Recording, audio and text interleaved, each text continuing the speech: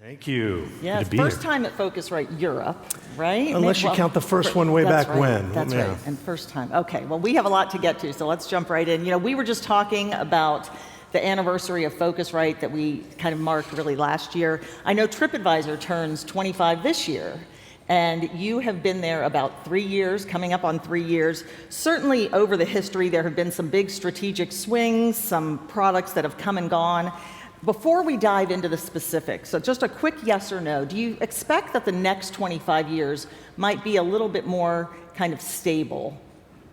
No, No. not stable, no. Okay. No, because travel is so dynamic. There's so much opportunity. Things change all the time. Keeps it more exciting. And it keeps it exciting. It'll be dynamic. Okay. And we will be as much of an innovator as ever.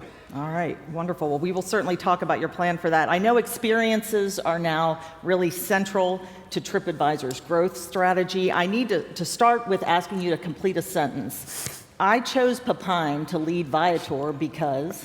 I couldn't find anyone else in the world that I thought could do a better job. It is literally the perfect role for Pepijn. He was, as I understood, unhirable.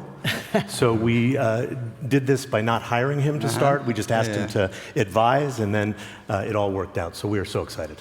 Okay, well, wonderful. So Pepijn, I know you spent 12 years at Booking.com. You probably know a lot of the people that you might be seeing here today. I think so, yeah. It was really during a period of hyper growth. What are maybe just one or two things that you feel like you learned from that experience that are influencing your strategy at Viator?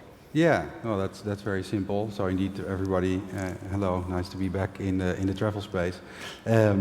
Customer centricity and data-driven decision making, I think, are two crucial ingredients for any successful business strategy. Certainly, you know, in a space that's as large as travel, because we're talking obviously about serving millions and millions and millions of customers, and all their intent and all their desires are slightly different. And understanding it really, really well, I think, is a never-ending job. Okay. So let's talk about AI. I think there's a lot to talk about there, so we want to jump into that. I know, Matt, nearly 30% of Tripadvisor's revenue in 2024 was spent on marketing, but you have acknowledged that the old SEO playbook, what you've called click arbitrage, is fading. Are your partnerships with OpenAI and Perplexity indicative of your new kind of forward-thinking customer acquisition strategy? I think what those two relationships, among others, are indicative of is our desire to experiment, to be restless, to think about fundamental innovation, where the value chain of travel is going, and how we fit into it. And so what we wanted to do was to first put the tools of AI into the hands of every single employee in our company, which we've done, to get them understanding how this new technology changes their world, whether it be personally or their workflow, to watch the consumer and how they're adopting. Remember, the last time you and I were on stage 3 years ago, ChatGPT hadn't launched yet. I know. And then it took, 2 months to get to 100 million users. Then it was at 400 million at the beginning of this year, and I think it's doubled to 800 million since then. So the pace of change is so quick that we want to be experimenting and learning. So each one of those relationships, Perplexity, for example, is about learning how AI-first search is going to change discovery, and being there to influence it and understand how we want to position ourselves. The relationship with OpenAI is an opportunity to learn how agentic AI is going to evolve, and to be there to understand what the consumer wants to do, how agents are working, how we want to think about the agentic world for our products and services, and then once we've learned, to quickly and rapidly innovate and scale. Anything that you can share that you've already learned? I know you're in very early days. Yeah, I think the first thing we've learned is that how we set ourselves up to be successful in an SEO world definitely has application to AI-first search, and we're finding that we're able to take some of our understanding and learnings and experiment and get advantages. Number two, that consumers who are coming in through AI discovery are often higher intent. And so it's up to us to think about how to engage them and bring them to a natural conversion point. And so I think those two things together give me a lot of confidence that we're going to take advantage of AI in our products, in our partnerships, and certainly thinking about how to make ourselves more productive to make that a transformative moment for our company.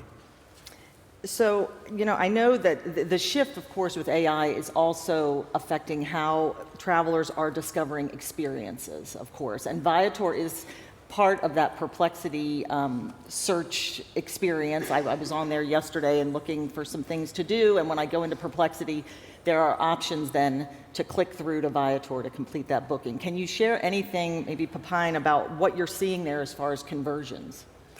Yeah, also as Matt already said, the quality of the traffic, the minute it's handed over, is higher than what you would generally see.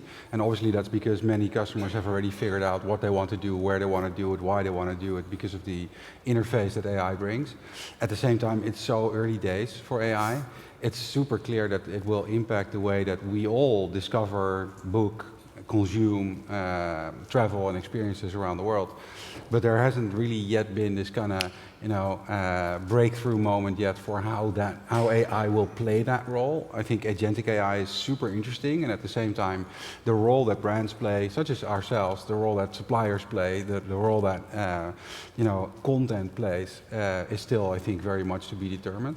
What we are seeing is really healthy growth. What we are seeing is really high quality. So it's really, encouraging first signals, I would say, and at the same time, it's off of a very small base.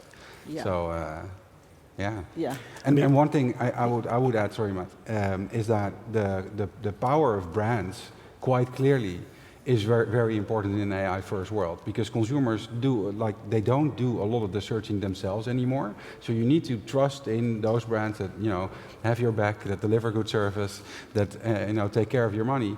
And in that sense, what we are seeing, I think, is actually AI favoring the larger trusted brands. And I think this is, a really good position, I think, for us to be in. I mean, Pepijn, since joining us, has already changed the nature and quality of the debate we have as a team. We spent a week last week debating AI and where it was going to take us and how we would think about our fundamental bets in innovation and how we would put it into our planning process.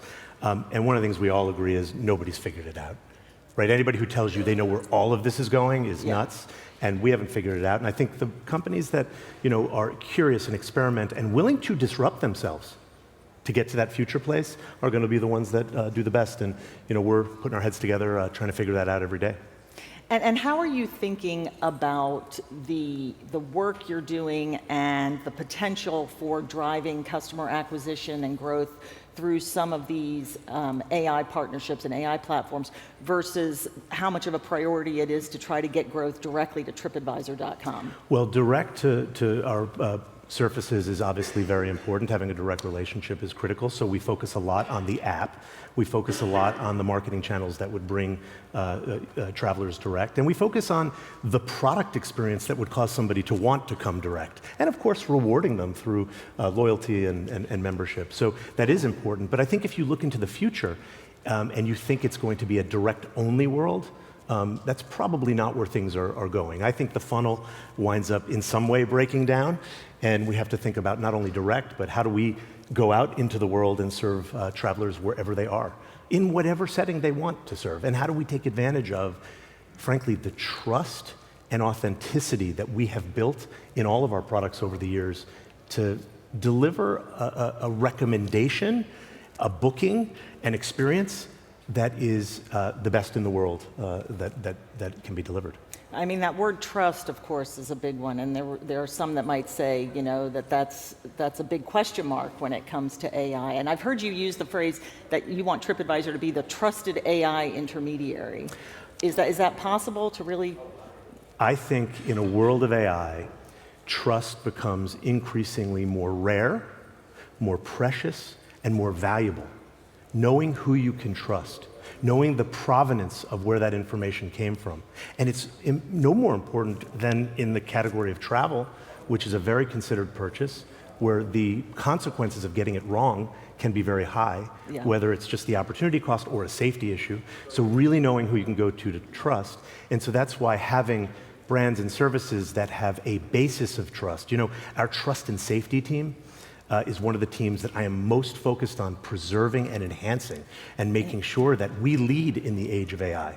And so that's why we're actually, ironically, using AI tools to police fraud and to remove AI-written summaries and make sure that it comes from real people, so that provenance actually. And what we need to do is to make sure that we unleash the personalization that AI can bring, really understanding the context of a traveler and delivering the recommendation that is most relevant and most meaningful to them. And if we do that, everything else will work out. Are you monetizing your data in these partnerships with OpenAI and Perplexity? Of course we are. Yeah. But what I've said is we're not fixed on it has to be a sort of headline-moving licensing deal.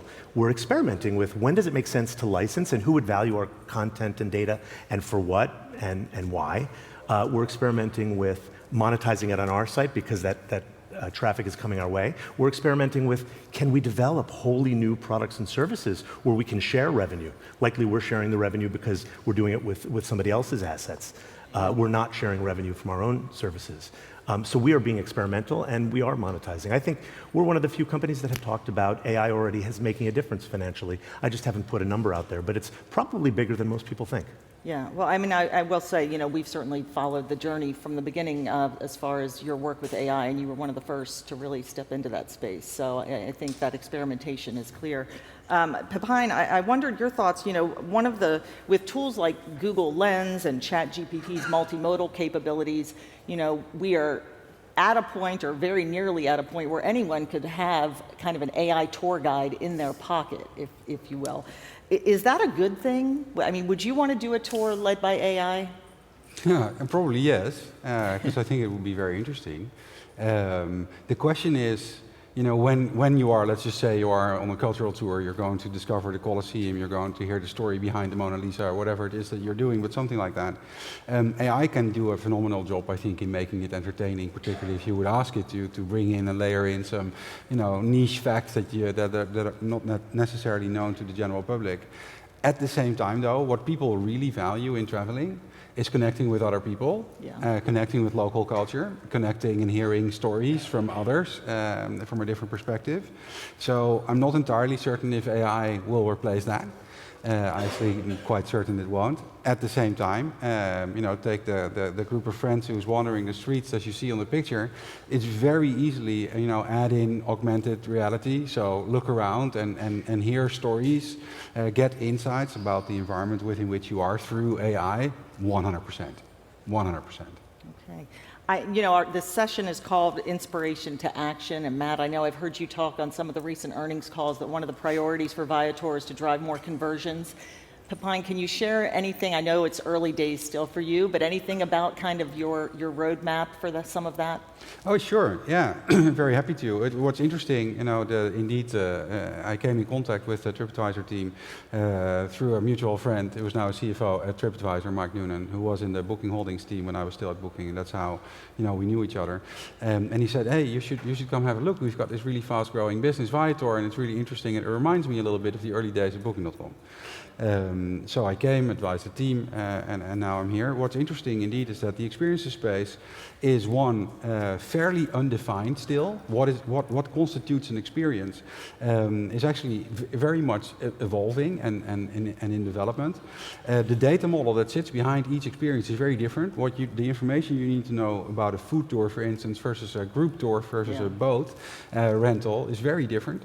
And therefore it's a more complicated space from a technical standpoint. So acquiring the supply and having good connectivity, all those things are just a lot more technical work. And that is reflective as well, I think, in let's say the conversion funnel or the customer journey that we're able to build. Things like last minute availability, instant gratification, personalization, or pricing, dynamic pricing, or pricing and merchandising strategies. All those things are still fairly new concepts.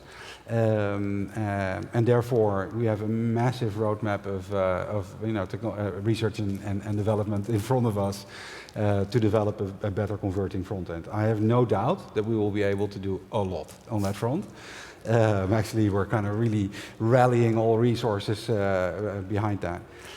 That is one part. Second, I think that also from a globalization standpoint, there's still an enormous opportunity. I don't think that there is yet a single platform that has established real high volume leadership. We have really strong market leaders, like Viator, for instance. At the same time, in order to leverage and benefit as much as you can from your technical innovation, you need an as large as possible audience. And there, I think, I wouldn't say the sky's the limit, but we have an enormous runway still in front of us. Okay, So a lot on your to-do list. Yeah, there's a lot of, we're quite hungry, indeed. Yeah. It's been something to watch. I mean, you can feel the pace of change, you can feel the energy, and you can feel the impact. It's great. Pepijn, keep going. Yeah, I will. No worries. Let's kick ass. So Matt, a somewhat similar question for you, on this inspiration to action sort of theme here. You have said that Tripadvisor's goal is to close the loop there.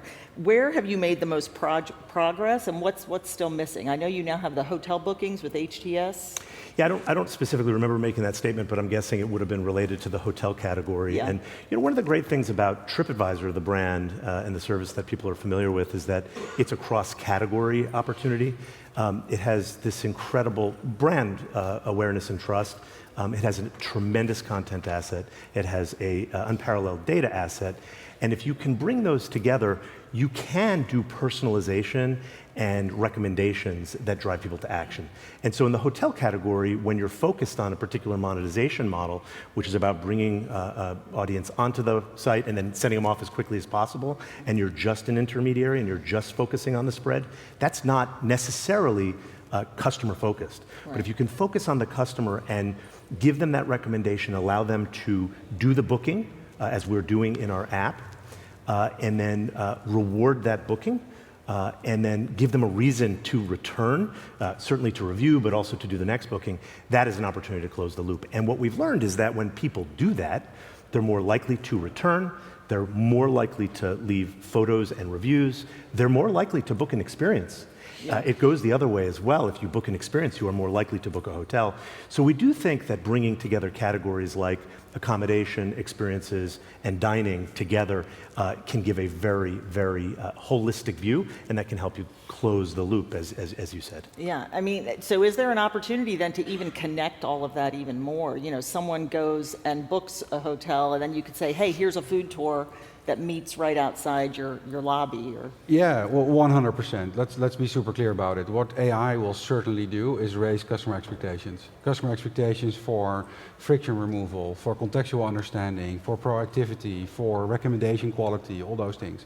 And then doing so in quite a rich, I would say, UI and quite an information-rich dialogue, maybe even. And therefore, we also need to up our game and really understand how can we help travelers experience the world better. Yeah. And particularly, given all Tripadvisor's assets on all the various categories, more than 5 million merchants that are local across many, many different categories. Obviously, restaurants, hotel, tours and activities, but also venues, concert halls, bars, snooker ranges, you name it.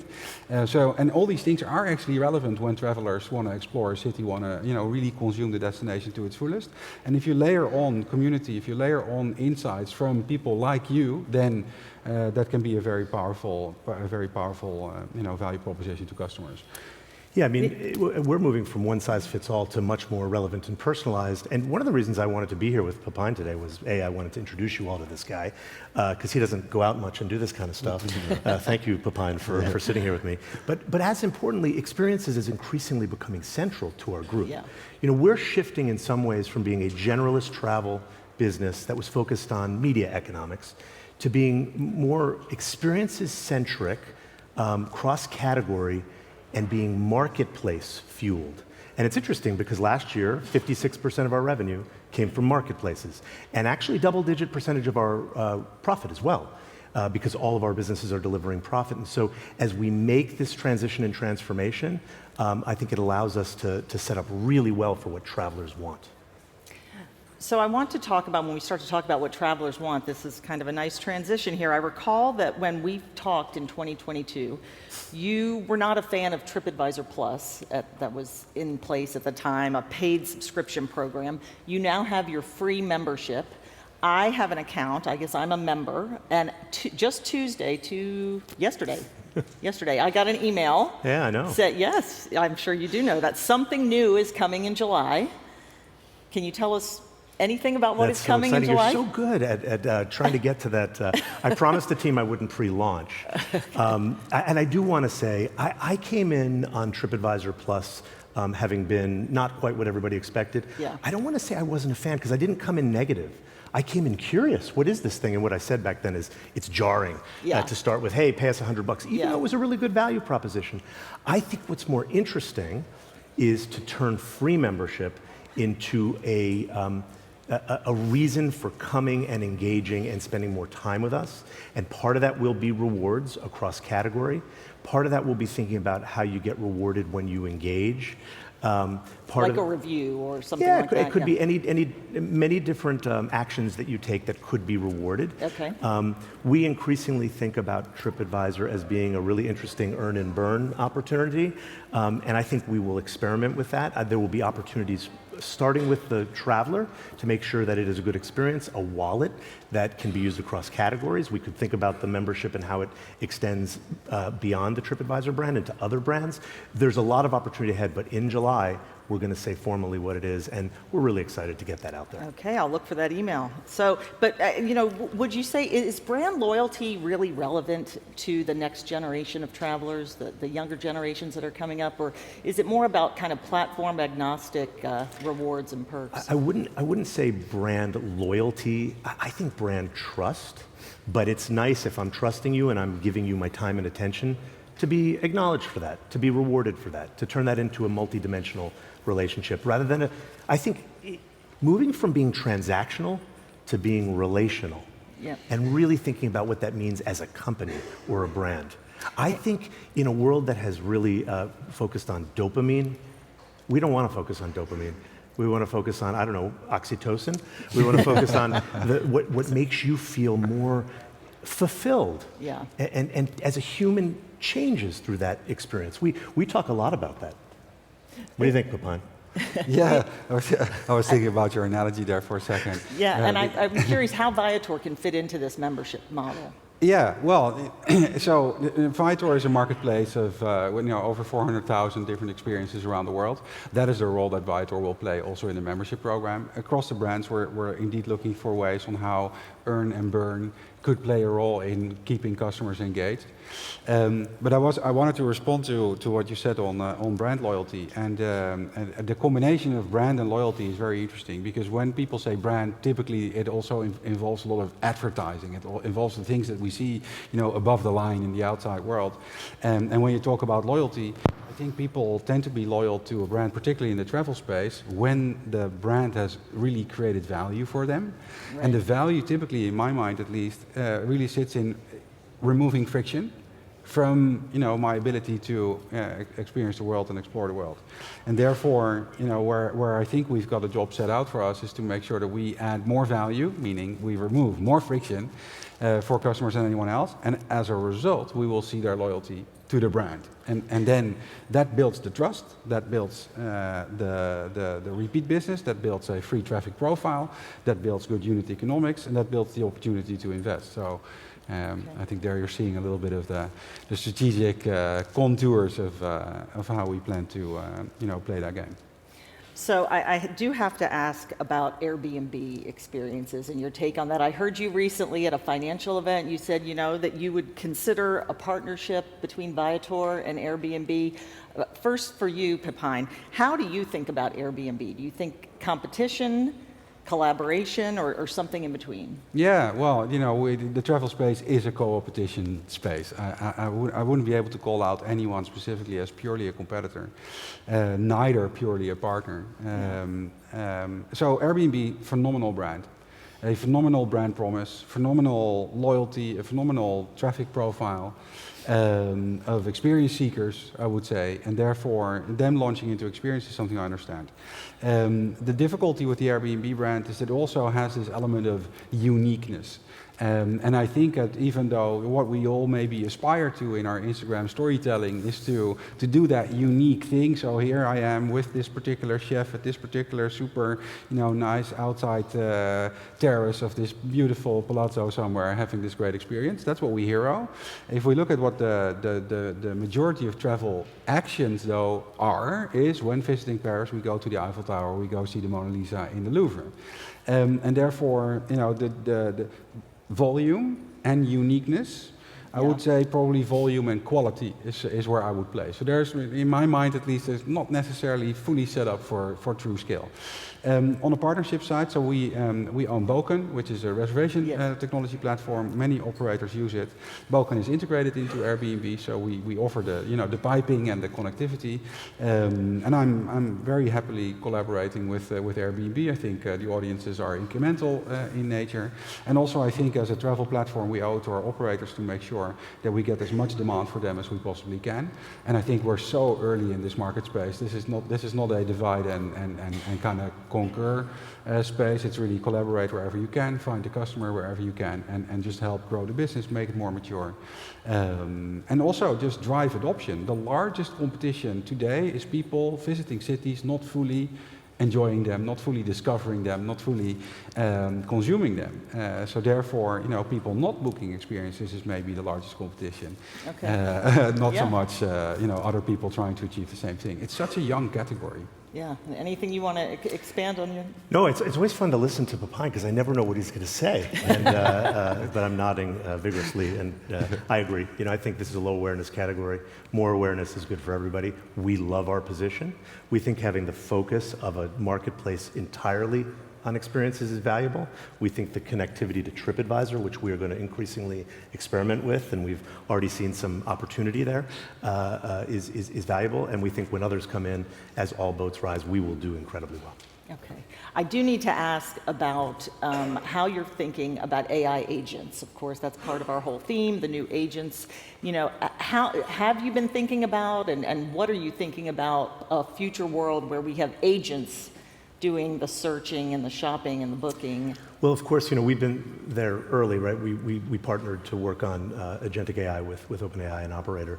So we want to learn, we want to be there, we want to understand where it's going and influence. You saw us experiment early with trip planning and itinerary building, with sort of unleashing the power of our content and bringing it to surface in new and unique ways. And then increasingly with an AI travel assistant on our site, which you can do on the web today. It's going into mobile now. I think you see these things coming together. That we've been experimenting and integrating into what will feel like an agentic experience. We think we can deliver an agentic experience on our products and services, and we are increasingly interested from a kind of fundamental innovation perspective around how we might position ourselves with our assets and with partners in the world of agentic AI, where agents are actually doing the work. And we think there's a role for us to play there. But I'll go back to what I said earlier. Anybody who thinks they have it figured out is nuts. And we're trying to get there in a way where we're just experimenting and learning and then making bets and positioning ourselves. So that's, yeah, you want to say anything to that? Well, I would also add that what's often overlooked, it's really easy, of course, to think about agentic AI as this magical thing that does everything. At the same time, if that were the case, the amount of infrastructure that sits behind and the costs associated with that infrastructure are massive. And no way is that affordable at the moment. It's getting a lot of innovation, it's getting a lot of funding and investment, and as a result, probably they can postpone the monetization part for a long, long time. Obviously, there's a massive market of one of the really large search brands in the world. Everybody understands the value that sits in helping people discover what they need to discover. But you're already seeing this infrastructure of agentic nodes starts to emerge. You have the model context protocol, which is essentially a language for agents to talk to each other, way more efficient than crawling someone's website end to end. And as a result, investing in offering up the right infrastructure. And again, I go back to piping. The piping between all the various connectors is really a role that platforms will play and have to play. And there we're again, it's like early inning of this game. We'll be talking about all of this for quite some time, I think. Well, before we wrap up, we want to do a few rapid-fire questions for both of you. So I'll start with, in 5 years, the top travel currency will be points, cash, or reputation. Matt? Reputation. 100% reputation. Okay. This is good. You agree. You picked the right guy. Maybe. Let's see. The future of influencer marketing, dead, evolving, or dominant? Evolving. Yeah, I would probably say the same. Yeah, but otherwise leaning towards dominant.